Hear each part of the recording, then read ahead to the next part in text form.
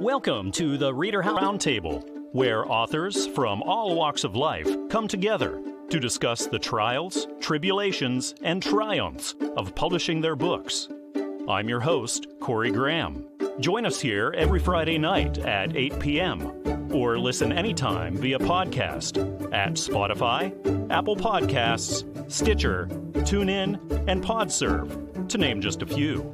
The Author Roundtable is sponsored by ReaderHouse Online Bookstore, where the independent new authors come first. Author Carmelo Maselli has written a memoir, and it's just been released. The title is Life of a Humble Believer, Blessed by Destiny.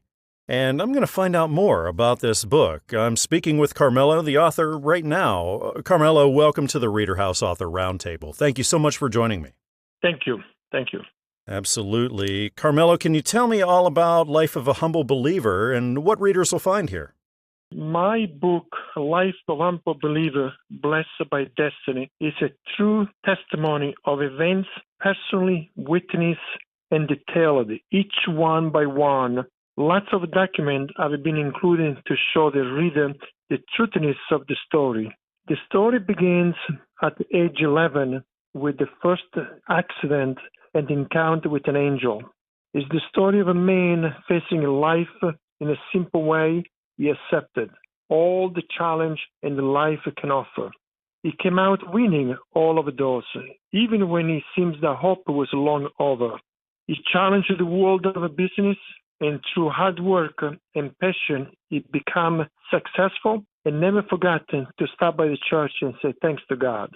The story of a man that raised his family during the worst time of his life, healthy wisely. He was ready to give his own blood for his children's life, and yet the greatest event happened. His uncle Guglielmo came from the dead in the night in his sleep and gave him a message, not to worry. He will be healed, and touched him with 3 fingers on his forehead, with an instantly changing of his healthy situation after had a brain tumor removal. The story of a man that he believed was only fair to say thanks to God, but he wanted to say this in a very special way. And one day he prayed again to the Lord and asked for what no doctor in the world would believe it could happen. All he wanted was to have another child so he could say, God, this soul is for you. And another blessing as it came true. Emanuela was conceived and born in January 2000. It is also the story of siblings, some that they will do anything to help, and other that jealous and envy flourish more high than they can think of. The story of a mother that loves all her children the same no matter what. But deep inside, she had one child that in her own way she loved the most and stayed with him for a great period after death to answer questions. The story of hope, love, and faith. Having a believer, it's a treasure that no treasure in the world it can match. The power of the Lord that answers to our request when we are humble. This story is unique, or perhaps as important as other, but I truly believe that the people that they will have the opportunity and make the choice to read this book will truly enjoy it and will help to see life more appreciative. Carmelo, what was that target audience that you were trying to reach for? Well, I'm hoping that this book will be read by all type of reader and understand the true meaning of it. Prior to this, have you written or published much, or is this your first one? Yes, this is my first published book, and I have 2 other books which they will be published soon. Carmelo, once you got started on Life of a Humble Believer, how long of a process was this for you? Actually, not long at all. Only around 3 months. All because I did not need to think much how to write, but only write what I have witnessed with my experience. Carmelo, what was that spark? What persuaded you to sit down and write your story and then get it published for the world? All was my friend, because every time I would tell my story, they were so concentrating and attentive to listen. So everybody recommended, you should write a book and maybe make a film out of it. So I did. Again, the title of the book is Life of a Humble Believer, Blessed by Destiny. It's written by Carmelo Maselli and published by Christian Faith Publishing, so you can find it everywhere, like on Amazon and Barnes & Noble, and iTunes, and also down the street at your local bookshop. Carmelo, I appreciate you coming on the show tonight and telling me all about Life of a Humble Believer. Thanks again for being here. Oh, you're very welcome, and thank you for inviting me over.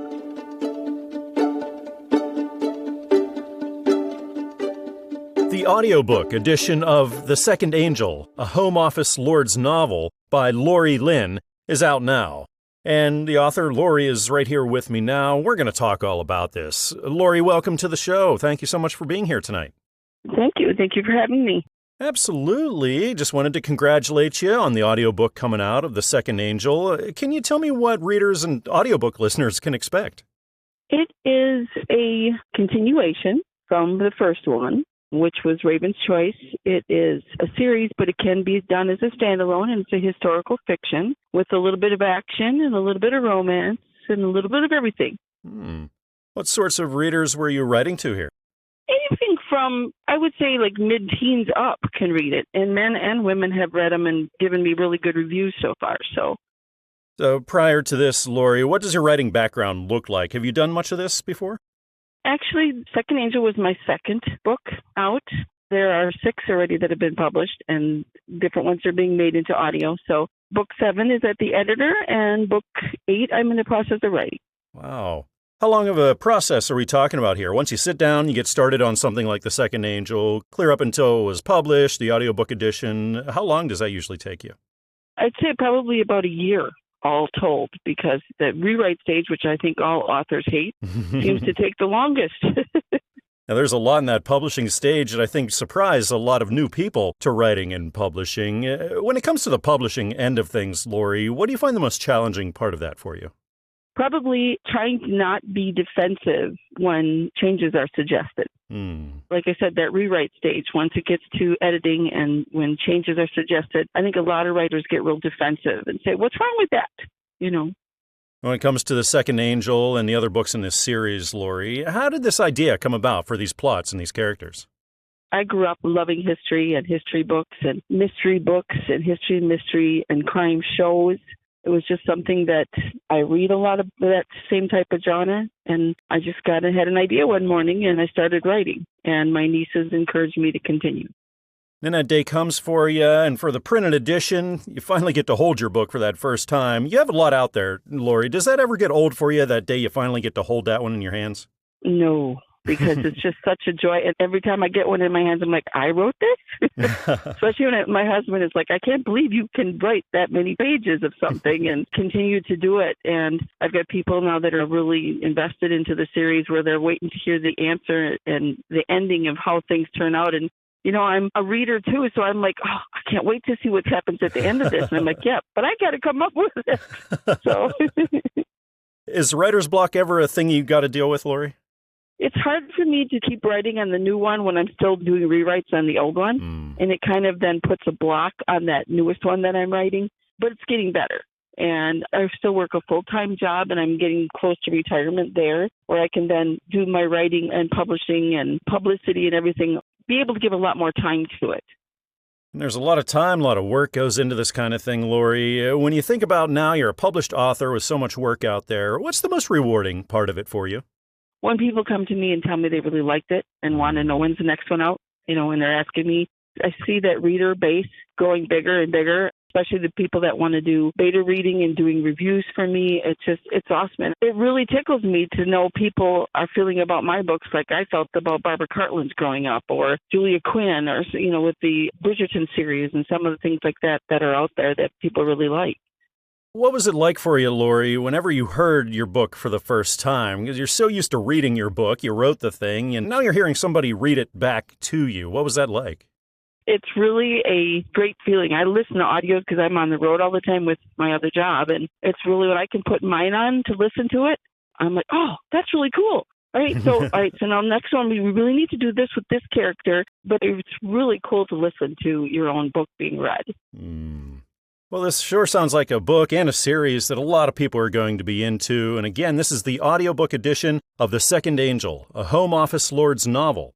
It's written by Lor E. Lynn And it's published by the Audiobook Network, so go wherever you usually go to get your audiobooks, and you'll find this like Audible, iTunes, and Amazon.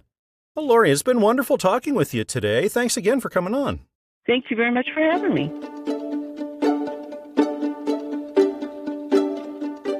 Author Brian Baker has written a new book that dives deep into the great mysteries of God. The title of the book is The Absolute Key to Healing. And we're going to talk all about this book. Brian, the author, is here with me now. Brian, welcome to the ReaderHouse Author Roundtable. I appreciate you being here with me tonight. Thanks, Corey. I appreciate you talking to me. Absolutely. I'm all curious about The Absolute Key to Healing, Brian. Can you tell me about it? Well, it started when I first got saved, that the Lord, in October 4, 2011, started me on a healing journey back then, praying over the sick right off the bat. And the absolute key to healing, it comes down to Romans 8:20. It's all about Jesus. And in Romans 8:20 says, all creation is subject to vanity, not willingly, but by reason of him who hath subjected the same in hope. And what that means is that all creation, from the tiniest molecule till the greatest, is subject to mankind's evil or vanity. And since the fall of Adam, creation is out of balance, out of order. That starts off the key to healing. And then, of course, Jesus came in to put that judgment to rest. Brian, what sorts of readers were you writing this for? Well, I was mainly just putting this down for me, you know what I'm saying? And God told me to write a book, and I knew he was wanting to get this message out. But I'm not so sure that everyday readers, this is for them. But what I am sure is that people that are interested in healing, we got masses out here that are dying and sick. They don't know what God's doing and what he's done and what he hadn't done or what he will do. They don't know the parameters of God. And they don't know what Jesus has done. And so there's a lot of people dying out here, a lot of people sick. Corey, when I first got this message, I was praying over hundreds of people, and maybe 1 out of 20 would get healed. And it would be just enough for me to hang on. It would be just enough for me to go with it. But then when I really understood what the key to healing was, now when I pray, I'm surprised if 9 don't get healed, if 1 out of 10 doesn't get healed. Everybody that I literally pray over gets healed. I've had a few that didn't, and God's told me why. But once you get this revelation knowledge, you don't have to have much faith. You don't have to drum up your prayers. You don't have to wish that a person had cancer, would get off this deathbed. You don't have to do all that, because it's like the sun coming up in the morning. I say this in my book. When the sun comes up in the morning, you don't have to have great faith that it's going to come up.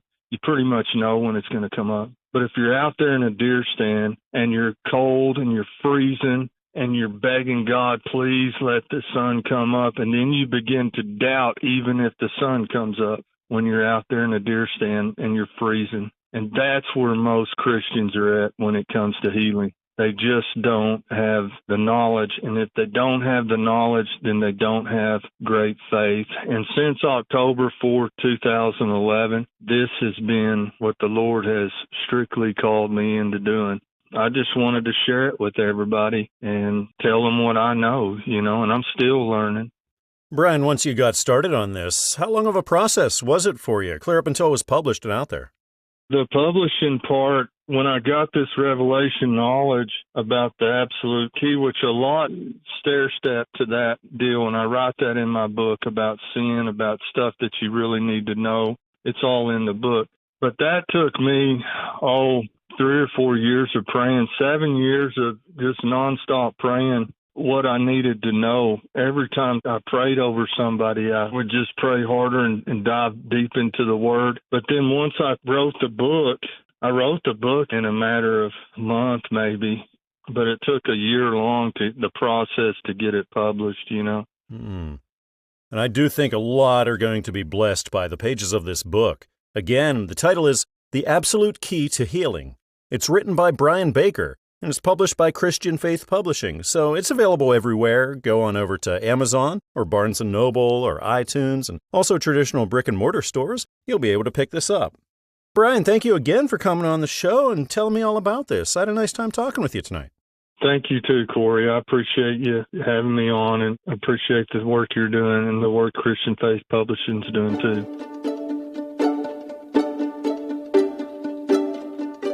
The Wild Dog Collection. It's the new book written by Kelly Slusher, and it celebrates our beloved canine friends.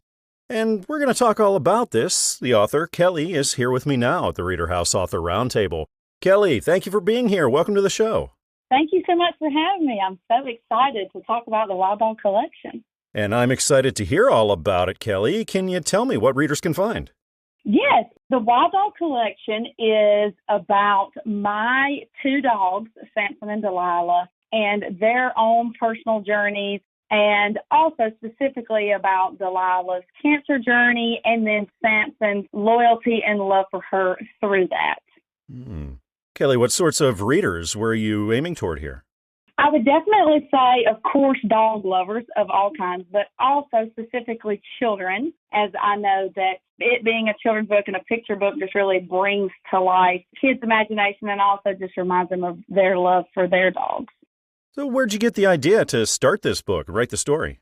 Well, having them and just the stories that transpired for both of them really inspired me to write the books. And after we lost Delilah to cancer, and I really wanted to find a way to let her legacy live on and keep her spirit alive. So it inspired me to start writing her book, and then it just kind of flowed from there. And I wrote Samson's book as well. So they really were my inspiration and motivation to begin writing. Is this your first book, Kelly, or do you have experience doing this kind of thing? This is my very first published book. I have written all my life. I've always loved to write, but as far as published work, this is my first. How long of a journey was this from the time you sat down, got started on it, clear until it was published and out there for people? Well, writing it happened really quickly. Surprisingly, I sat down and the writing kind of flowed. But then as far as publishing and all the hoops you have to jump through with that, it took about a year. And after that year of work, and this is so personal to you, Kelly, what was it like when you finally got to hold the Wild Dog Collection in your hands for the first time and get that first copy in? I was ecstatic. I've got to say, when I received the book the first time, it was kind of a shock to me. I knew it was coming, but I didn't exactly know when I was going to get it. So it was a pleasant surprise one afternoon, and all the emotions you would expect, I felt just very exciting and humbled by the experience, but also a very wow moment for me for that all to come to fruition. And now you're officially a published author, Kelly. When you think about that, what's the most rewarding thing about that for you? I think knowing that people are going to read the words that I've written that meant so much to me and inspired me in such a way, and in turn inspiring others through my writing. I think that is the most rewarding part, is just knowing through my life being touched through Samson and Delilah, other lives are going to be touched through my words and writing about them. Looking ahead, do you think you'll be writing, publishing more? Most definitely. I already have some books written, and we'll have those in the works hopefully very soon. But yes, this has just motivated me even more to continue writing. And the illustrations are so important in a book like this. Was it challenging to get the illustrations lined up with your story? I've got to say yes and no. In my mind, I thought, okay, I'm just going to write these words and then it'll just get figured out from there. But then I realized, this is something new to me, that I have to come up with all the illustrations. So that was tricky for me, but I will say I did want to write in a way that really made the story come to life. And Samson and Delilah being my dogs, it made it a lot easier because I had so many pictures and I had so many videos and so many memories of them that it really made it easier in the end to kind of piece everything together. You were telling me about how writing has been really a lifelong passion of yours. Are you a big reader as well?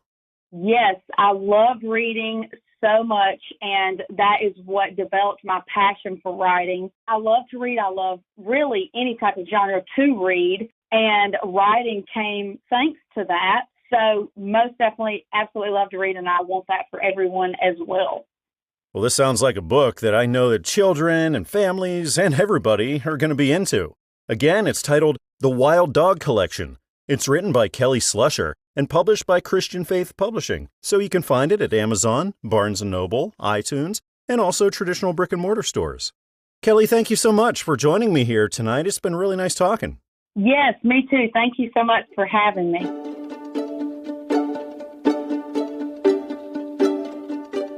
Author Lee Saalfeld's new book is a tale of faith and survival. It's titled The Machete and the Cross, An Encounter with Death in the Amazon Jungle of Ecuador. And we're going to talk all about this book. The author, Lee, is sitting down with me now here at the ReaderHouse Author Roundtable. Lee, welcome to the show. I really appreciate you being with me tonight. Well, thank you, Corey. It's good to be with you today and everybody that's listening in today. I'm really excited to have you. I'm excited to learn about this book and the story you're telling here, Lee. Can you tell me about The Machete and the Cross?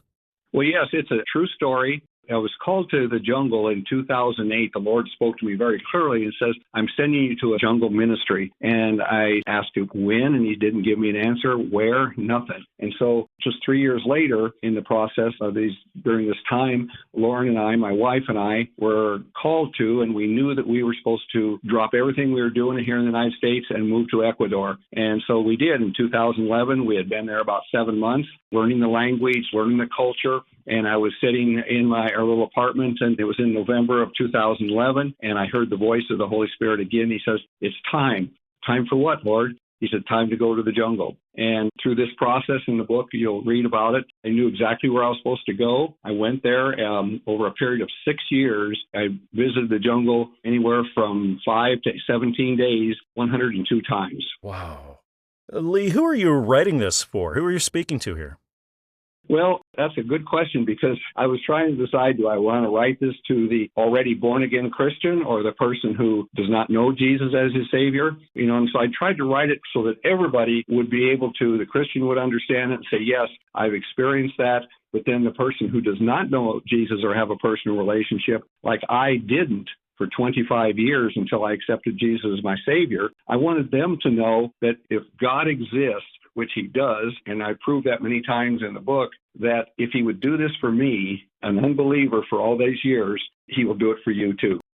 Lee, what gave you the idea and convinced you to write your story and get this published for the world? Well, I didn't really want to do it because I didn't know how to start it. I had lived it. I'm an adventurer at heart, and I was ready to go on to the next adventure. I have to say that up until this time, I'd already experienced 9 near-death experiences. Wow. And I've had 2 since. One of them was this night in the jungle. I was ready to go live the next one. And we had gotten back from Ecuador in 2018. We'd been there 7 years and 3 months. And he said, I want you to write the book and tell the people what I did for you. Well, I don't know how to write a book, I said. And he says, I will show you. Do you trust me? And I says, yes, Lord, I do. And he says, when you return from Cuba, you will write the book. And that was in 2020. And so I came back and I had found a person who had written 24 books. And he said he would mentor me and show me how to start. So I spent 3 days with him. And in obedience to the Lord, I wrote the book. Wow. Once you sat down, got started on The Machete and the Cross, Lee, how long of a journey was this for you, clear up until it was published? It was about 2.5 years. And how I did this was I wrote an outline of all the items that I wanted to include in the book. And it turned out to be 5 pages of single-line items.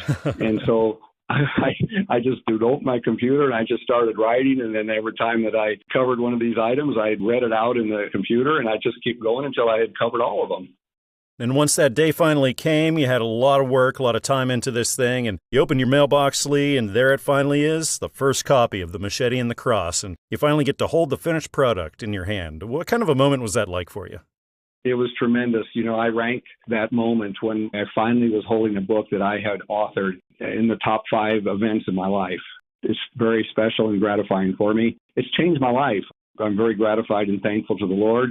He said to me when I was about done with it, he says, this book you're writing is not to glorify what you did, but what I did for you, that you may be here today. I think so many people are going to be encouraged and blessed by this book. Again, it's titled The Machete and the Cross, An Encounter with Death in the Amazon Jungle of Ecuador. This is written by Lee Saalfeld and is published by Christian Faith Publishing, so you can get it everywhere, like Amazon and Barnes & Noble and iTunes and also traditional brick-and-mortar stores. Lee, I really appreciate you coming on the show today and telling me about your story, about The Machete and the Cross. I had a really good time. Thank you for the opportunity. God bless you all. Enjoy the book.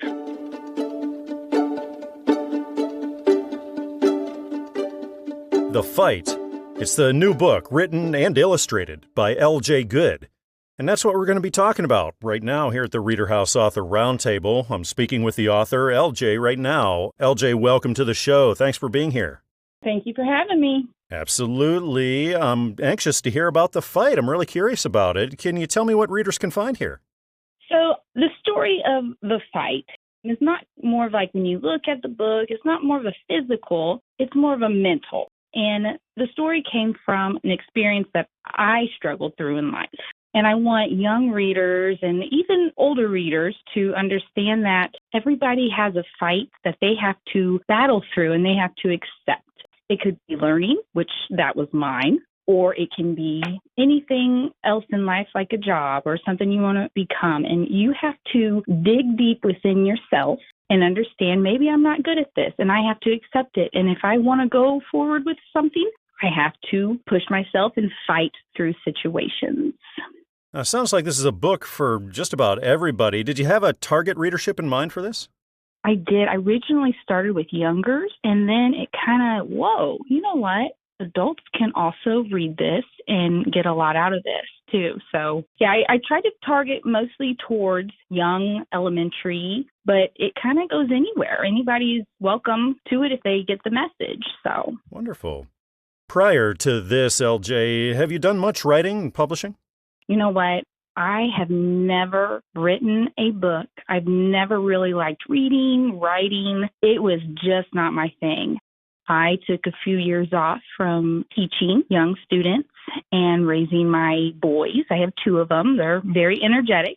And during that time, I felt like I needed to do something. And my wonderful husband said, why don't you write a book, something that could inspire somebody of something from your life? And that is how it all started. And it's one of those feelings that, man, this is a really big accomplishment in my life, knowing that I was not a good reader or writer. And now I've written something and I love it. It's very rewarding. Well, congratulations. That's a huge deal to get your first book out there. How long of a journey was this for you once you started working on it, clear up until it was out there for people to read? It took brainstorming, months. And then once I started typing and writing, that took about 3 or 4 months.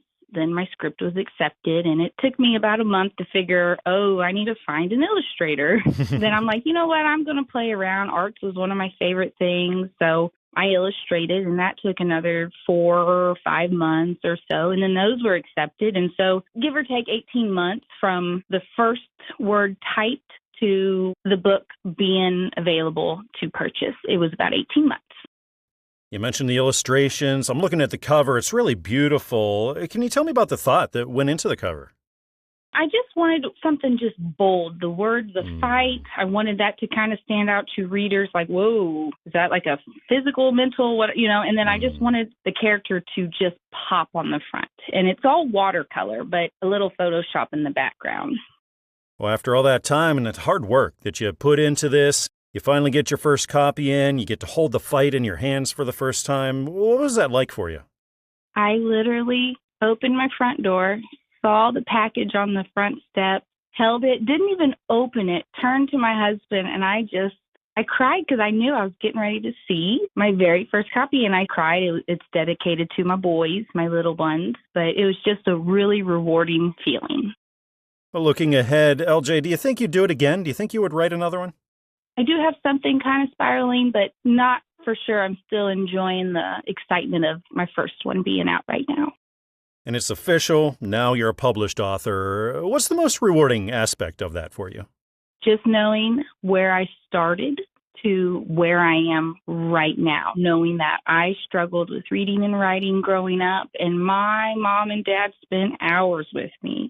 Seeing my mom and dad hold their copy, knowing how much time they spent with me growing up, that is the most rewarding part. I think a lot of readers, young and old, will really be into this. Again, it's titled The Fight.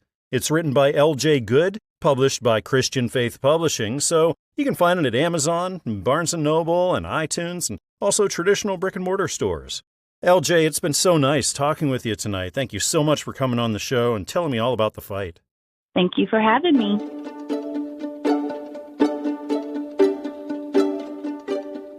Author Robert Bruce MacColla MacNiall MacIntyre takes a look into faith and science in his new book, The Truth versus the Great Lie, Human DNA and History Prove the Bible. And we're going to be talking all about this book. The author, Robert, is here with me now at the ReaderHouse Author Roundtable. Robert, welcome to the show. I appreciate you being here with me. It's nice to be here. It's interesting to be interviewed. Absolutely. Robert, can you tell me all about The Truth versus the Great Lie and what readers can find here? Well, the book announces the imminent return of Jesus Christ for his church and the Holy Spirit, which will happen at the Father's command, and it exposes the great lie, which is humanism, which has taken over the entire world, all of our educational system, our movies, media. The book is actually 3 books in one. Part 1 covers science. Basically, it argues science and history, with Part 1 covering human DNA, backing the Bible up. Part 2 covers the history of the world from the beginning, from my clan, Scythian, Scott, Gael history. So just like Moses wrote the Pentateuch and the book of Job, he wrote those from the oral history of the Hebrews, and I'm arguing history from the oral history of my clan. So similar to Moses. And the history runs up to 1171 AD and the fall of Ireland and the rise of the English Empire upon which the sun never set. Robert, what sorts of readers did you have in mind when you were writing? Well, the book was written directly for the worldwide church that follows Jesus Christ. So if you set aside denominations, it's for all Christians worldwide. Secondary target is the lukewarm, that are the unsaved hiding inside the church that Jesus warned us about. And it's to give wisdom to them. Robert, where did you get the idea for this? What was that spark that made you sit down and decide, hey, I want to write this and get it published? Well, I'm probably, perhaps, one of the first scribes you've ever encountered on Authors Roundtable, because I really can't take credit for writing the whole thing other than being a scribe. 2005, I published a history book that was written from an outline. It was entirely my work, and I understand that. This time there was no outline. Basically, what inspired me is September 20th, 2017, I was sound asleep in my bed at 3 a.m., and Jesus Christ woke me up. I sat up in bed. He was standing right there. He's a busy guy. He does not start long conversations. And actually, he said, "Feed my fish." So suddenly, it was like I was in the 21st chapter of John, the book of John, the gospel. You know, in that chapter, he says to Simon Peter, he says, "Feed my sheep." Actually, he says, "Feed my lambs, tend my sheep." And it was just like he was continuing the conversation with me, and he said, "Feed my fish."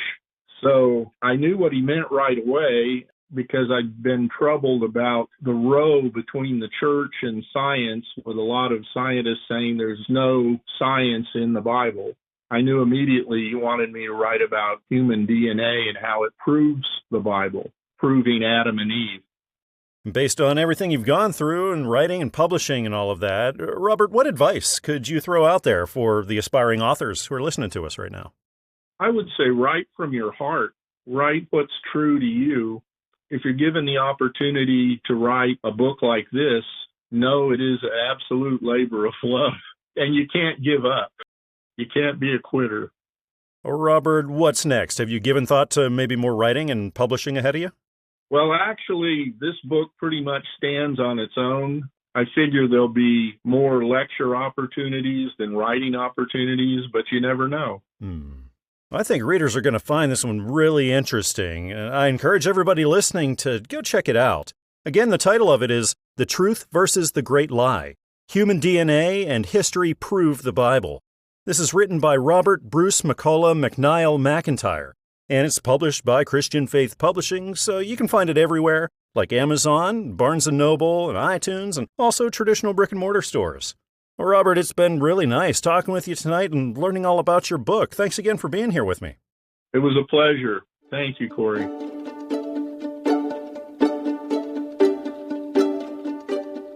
I'm sitting down right now here at the ReaderHouse Author Roundtable with author Andrea Shelley, Andrea, welcome to the show. I really appreciate you being here with me tonight.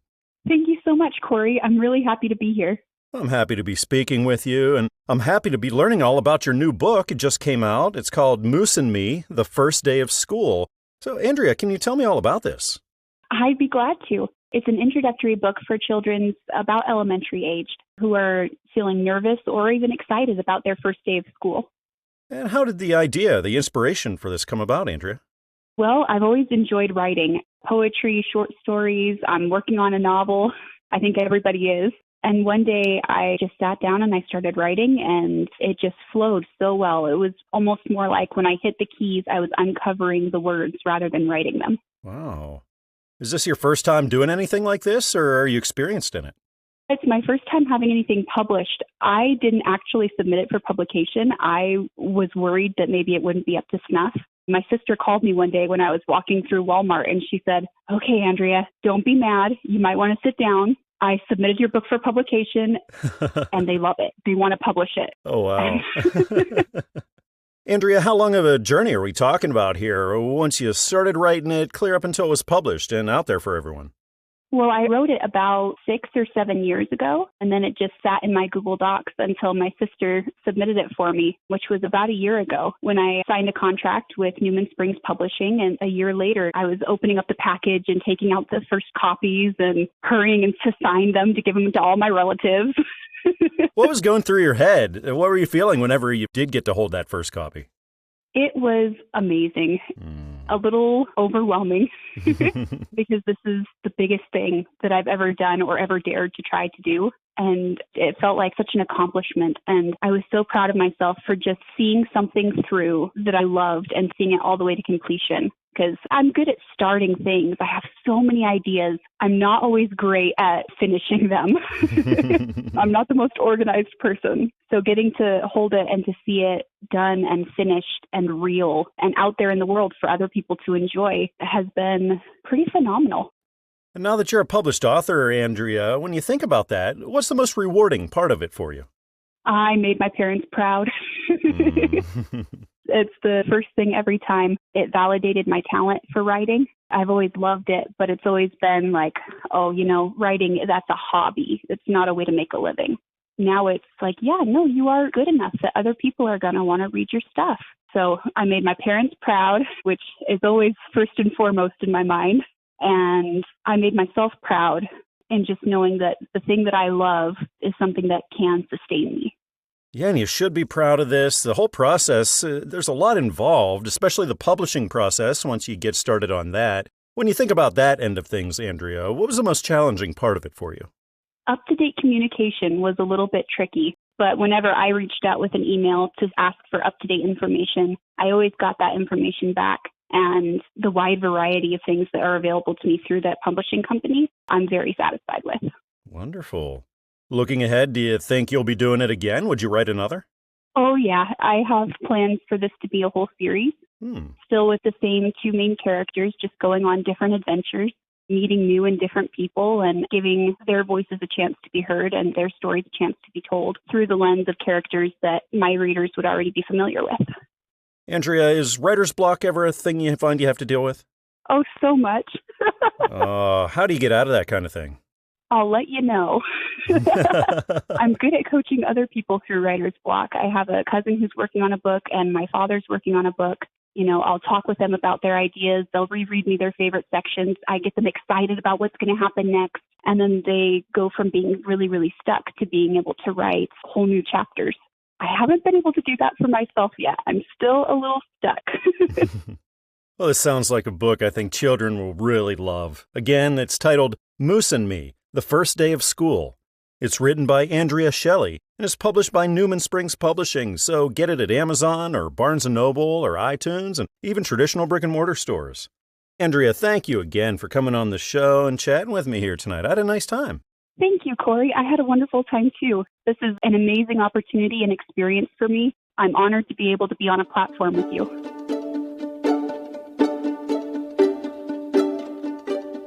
Right now here at the ReaderHouse Author Roundtable, I'm happy to be sitting down with author Jerry Aveta. Jerry, welcome to the show. Thank you for being here.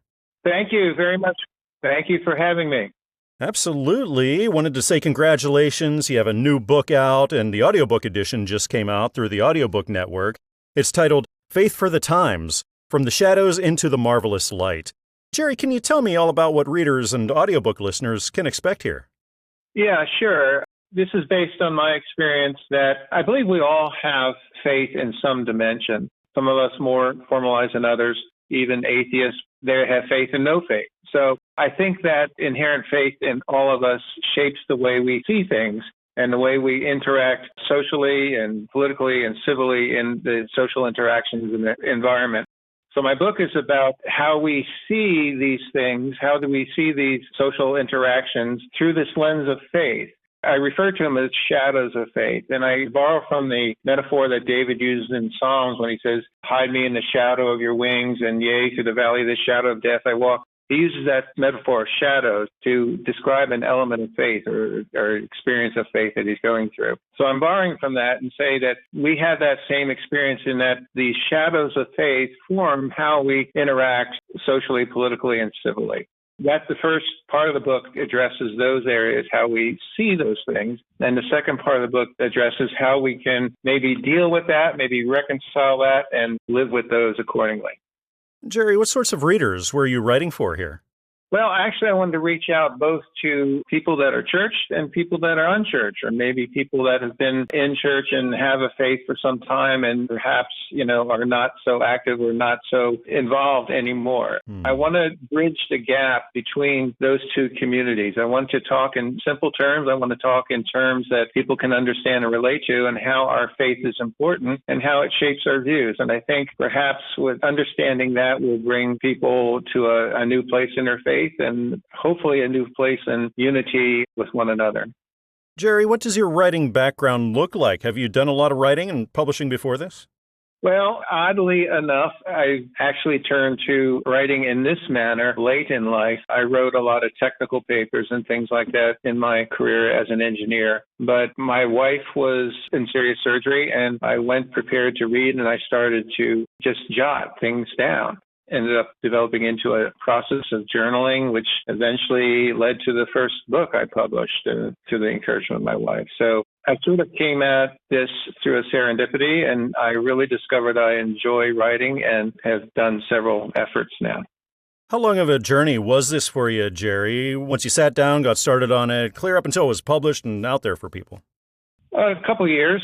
I was journaling for, several months, and then we hit the pandemic, and my wife said, looks like you have a book here. So we sort of put it together, the first book, in a concrete, coordinated fashion, and that got published. And then the passion didn't cease, and that led to this second, where in between I had a short story published as well. It's been an iterative process, and it's been about, 3 or 4 years now I've been doing this. And after all that time and all that work that you put into it, that day comes for you, Jerry, and you get the first copy of Faith for the Times in, and you finally get to hold it in your hands. What's that like for you? Well, it was very surreal because I've done a lot of teaching and speaking throughout my career, and I've even spent time in the classroom. And a lot of times when you speak or teach, feedback is limited at best, if at all. To see your words in print and fed back to you was quite surreal. I characterize it as sort of the icing on the cake of my life so far. Jerry, do you have any advice now that you could put out there for the aspiring authors who are listening? What has guided me is what's in my heart.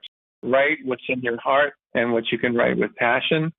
I'm not sure how you can write something sincerely and effectively without that passion in your heart. Well, I think this book is going to come as a blessing to a lot of readers. And again, the audiobook edition is out, so audiobook listeners, this is for you as well.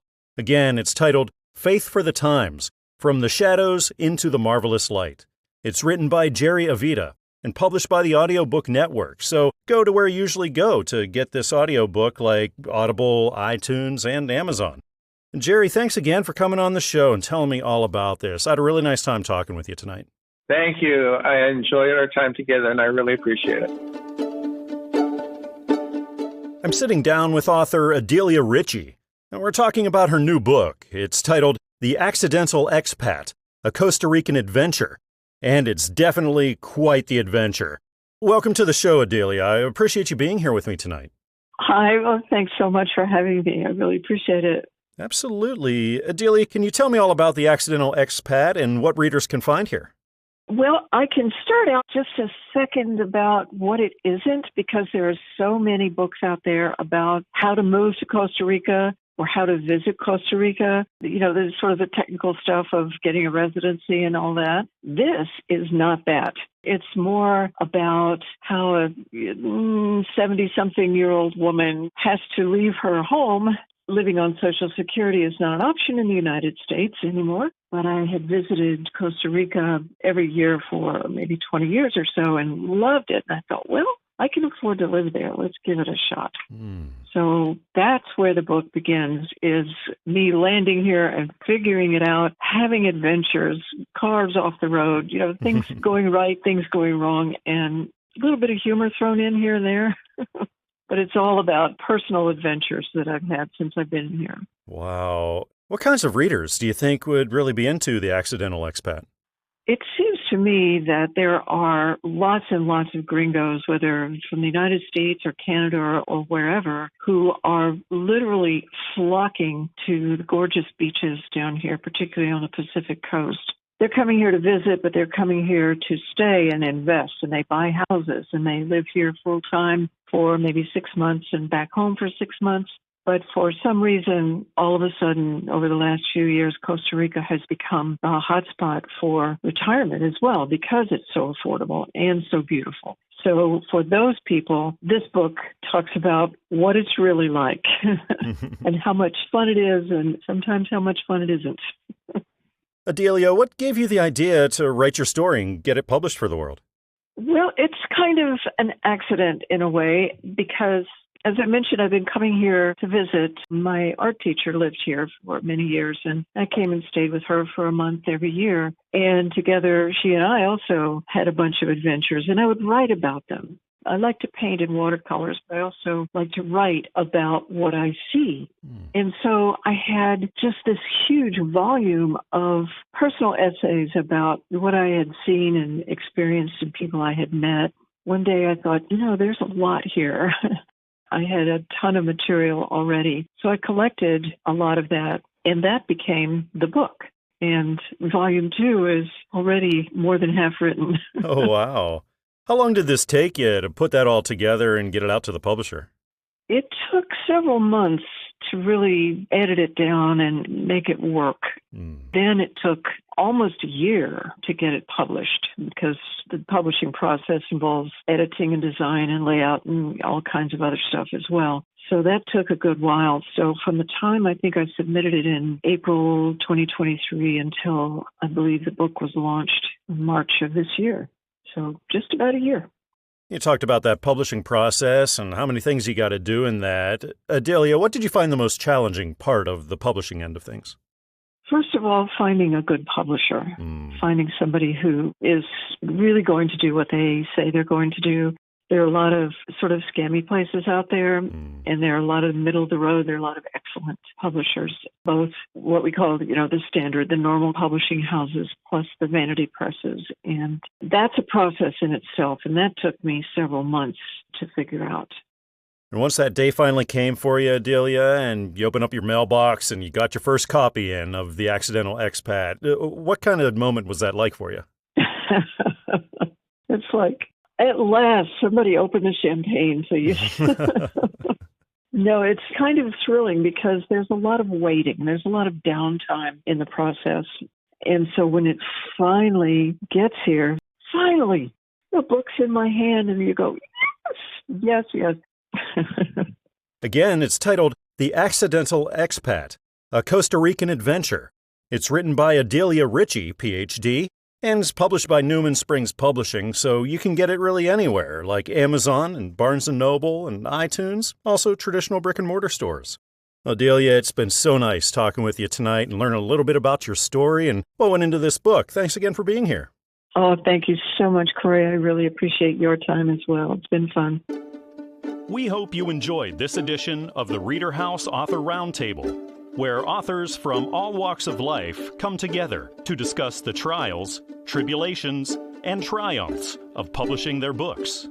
We hope to see you back here every Friday night at 8 p.m. or listen anytime via podcast at Spotify, Apple Podcasts, Stitcher, TuneIn, and PodServe, to name just a few.